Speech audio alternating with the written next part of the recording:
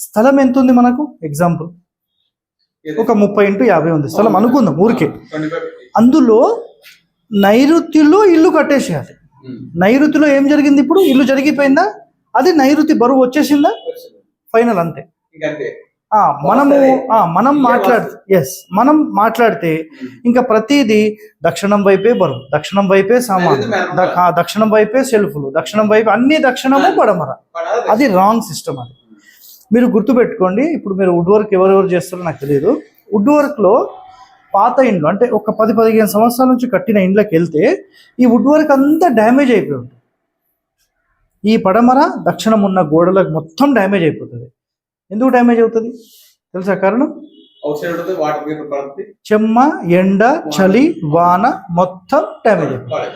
ఇది నువ్వు ఇక్కడ పెట్టి చూడు, నువ్వు ఏ ఇల్లు అయినా తిరుగు, 30 సంవత్సరాల ఇల్లు అయినా తిరుగు, ఏమీ డ్యామేజ్ కావు.